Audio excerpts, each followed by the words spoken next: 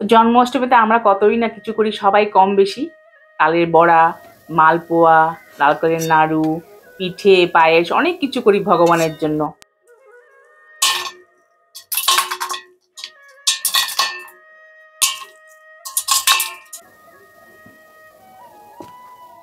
রাধে রাধে বন্ধুরা, পঞ্চতালি কিচেনে সবাইকে স্বাগত জানিয়ে চলে এসেছি নতুন আরও একটা রেসিপি নিয়ে। তো আমরা সবাই জানি কম বেশি যে 26 আগস্ট সোমবার জন্মাষ্টমী। তো আমরা সবাই মোটামুটি জন্মাষ্টমী পালন করি। তো সেই জন্মাষ্টমীর রেসিপি নিয়ে আজকে আমি হাজির হয়েছি।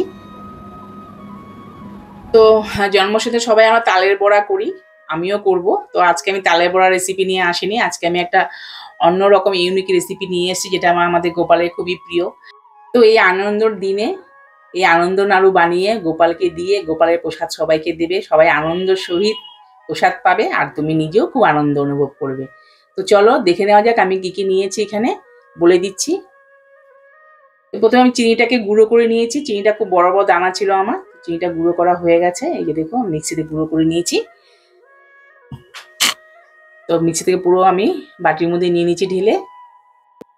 তো এবার আমি কি কি উপকরণ নিয়েছি সব আমি বলে দেবো এক এক করে। তো প্রথমে একটুখানি এখানে ঘি লাগবে, আমি ঘিও নিয়ে নিচ্ছি, একটু পরে লাগবে ঘিটা। আর ভাজার জন্য লাগবে এখানে সানফ্লাওয়ার তেল নিয়েছি, সাদা তেল। সাদা তেলে আমি ভাজবো নাড়ুগুলো। তো এবার চলুন, একটা পাত্র নিয়ে নিয়েছি, পরিষ্কার পাত্র। পাত্রের মধ্যে দিয়ে দিলাম প্রথমে নারকেল, যেটা কুড়ি রেখেছি সেই নারকেলটা দিয়ে দিলাম। আর তার মধ্যে দিয়ে দিচ্ছি এখন গুঁড়ো করে চিনি। এই চিনি আর নারকেলটা ভালো করে আমি হাত দিয়ে মেখে নেব, যাতে করে কি হবে নারকেল থেকে যতটুকু রস বেরোবার বেরিয়ে যাবে। অনেক নারকেল হয়, খুব নারকেল দেবে কোড়াতে গেলে খুব তেল পড়ে একদম কোড়ানি থেকে। আমার লক্ষ্মী পুজোর সময় আগে যখন নারকেল কোড়াতাম তখন তেল বেয়ে বেয়ে নারকেলের কুড়ুনি দিয়ে পড়তো। তো সেরকম সব নারকেল তো সমান হয় না। তো আমার নারকেলটা কেমন আমি বুঝতে পারছি না, এখন মাখলে পরে বুঝতে পারবো। আমি চিনির সাথে ভালো করে নারকেলটাকে মেখে নিচ্ছি। মেখে নিয়ে কিছুক্ষণ আমি ঢাকা চাপা দিয়ে রেখে দেবো। নারকেলের একটা আঁশ পড়েছে, তো রেখে দেবো। তারপরে দেখবো যে নারকেলটাতে কতটুকু রস বেরিয়েছে। ও আর একটা কথা বলা হয়নি, এখানে সমস্ত উপকরণগুলো মোটামুটি সমপরিমাণে নেওয়া হয়েছে। এবার ঢাকা চাপা দিয়ে রেখে দেবো। এবার 10-15 মিনিট পর আমি আবার চলে এসেছি, ফিরে এসেছি। এবার আমি দেখো কতটা নরম হয়েছে নারকেলটা, চিনিটা গলে গেছে একদম। এগুলো কালো কালো যে থাকে যদি পরে কোনো সময় পরে সেগুলো ফেলে দিতে হবে। বড় বড় যে টুকরো পরে নারকেল সেগুলোকে ফেলে দিতে হবে। দিয়ে দিলাম আমি এখানে চালের গুঁড়ো। আমি সব উপকরণগুলো বলে দেবো এক এক করে। দিয়ে দিলাম আটা,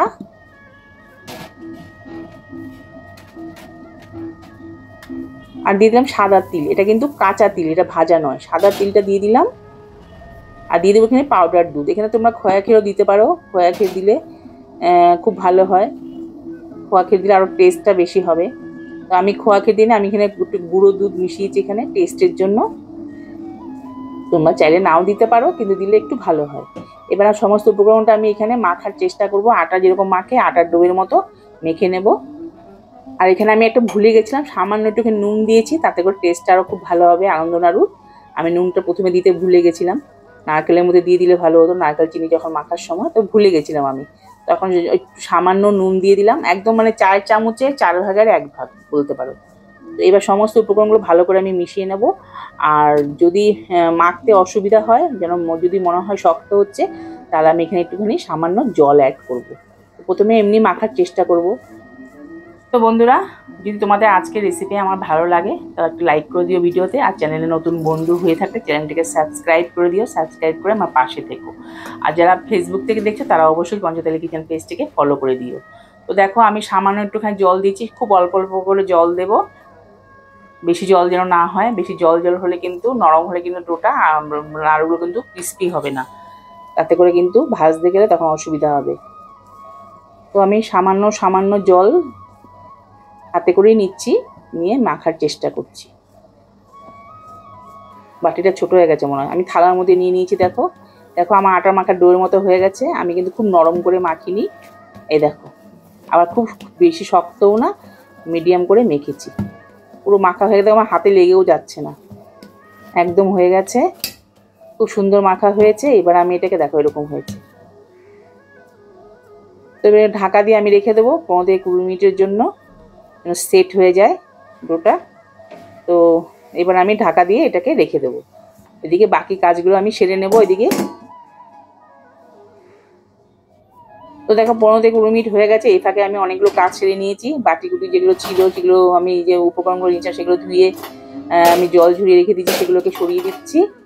তো রান্নাঘরটা ঠিক ছোটো বন্ধুরা, তোমরা সবাই জানো, আমি আগের ভিডিওতে বলেছি। তো এইভাবে করে আমাকে করতে হয়। তো এটা আমার ঢাকাটা সরিয়ে নিচ্ছি। সরিয়ে নিয়ে এবার আমি হাতে সামান্য ঘি নিয়ে আমি একটুখানি আবার মেখে নেব। ডোটাকে একটু সফট করে নেব মেখে। তো আমি দুটো ভাগ করে নিলাম। একদম সঠিক মাখা হয়েছে। এই আনন্দ নাড়ু রেসিপি করার জন্য এরকম করে ডো মাখতে হবে। এবার আমি ছোট ছোট লেচি কেটে গোল গোল করে নাড়ুর শেপ দিয়ে নেব। আর খেয়াল রাখতে হবে নাড়ুটা যখন আমি শেপ দেবো তখন যেন ফাটা না থাকে, একদম যেন প্লেন হয় নাড়ুর গাটা। দেখো আমি দেখিয়ে দিচ্ছি। তো এইভাবে করে সবগুলো বানিয়ে নেব আমি। এই দেখো, তো এগুলো সবগুলো বানিয়ে নিলাম, ভিডিওটা বড় করলাম না। তো সবগুলো করা হয়ে গেছে আমার। তো এইরকম হবে একদম প্লেন, একটা যেন ফাটা না থাকে। এই যে দেখিয়ে দিচ্ছি। তো এবার কড়াই বসিয়ে দিলাম, দিয়ে দিলাম সাদা তেল, এটা সানফ্লাওয়ার তেল। তো তেলটা গরম হয়েছে কিনা একটু চেক করে নেব। একটুখানি আমি সামান্য একটুখানি দিয়ে দিয়েছি তেলের মধ্যে, তেলটা ভেসে উঠেছে, তার আমার তেলটা গরম হয়ে গেছে। এবার আমি এক এক করে এর মধ্যে এটা তুলে ফেলে দেব, দিয়ে আমি এক এক করে নাড়ুগুলো দিতে থাকবো। আগুনটাকে মিডিয়াম ফ্লেমে রেখেছি, বাড়িয়েও দিইনি আবার খুব কমিয়েও দিইনি।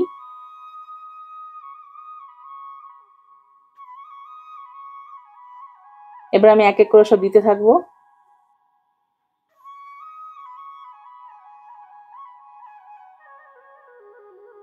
ব্যাস আমার দেওয়া হয়ে গেছে। এবার কিন্তু আমি খুন্তি দিয়ে নাড়বো না, সাঁড়াশি দিয়ে ধরে আমি কড়াটাকে নাড়িয়ে দেব।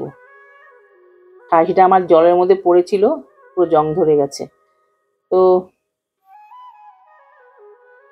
এভাবে করে নাড়িয়ে দিলে কি হবে, তাহলে আর ভেঙে টেঙে যাওয়ার ভয় থাকবে না। আর যখন একটু লাল লাল কালার ধরবে তখন আমি ছান্তাটা দিয়ে আস্তে করে আমি নাড়াতে থাকবো এইভাবে করে। প্রথম অবস্থাতে খুন্তি দিয়ে বা ছান্তা দিয়ে নাড়া যাবে না, উল্টিয়ে দেওয়া যাবে না। সাঁড়াশি দিয়ে ধরে কড়াটাকে নাড়িয়ে নাড়িয়ে নাড়ুগুলোকে নাড়িয়ে দিতে হবে।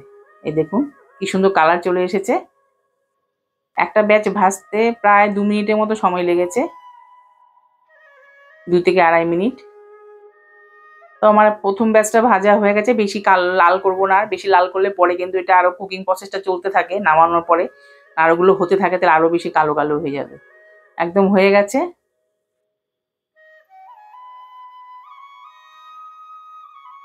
তো এইভাবে করে আমি সবগুলো ভেজে নেব। ভিডিওটা বড় করতে চাইছি না, পরপর দেখিয়ে। এই যে সবগুলো ভাজা হয়ে গেছে আমার, সব ভেজে। তো দেখুন কতটা সুন্দর হয়েছে আনন্দ নাড়ু, মন আনন্দে ভরে গেছে। এই শেষ একদম। দেখুন এখনো কুকিং প্রসেস কিন্তু চলছে, আমি তুলে নিয়েছি তেল থেকে, কিন্তু এখনো এটা হচ্ছে। নামানোর পরেও কিন্তু এটা কিন্তু প্রসেস চলতে থাকে, কুকিং প্রসেসটা।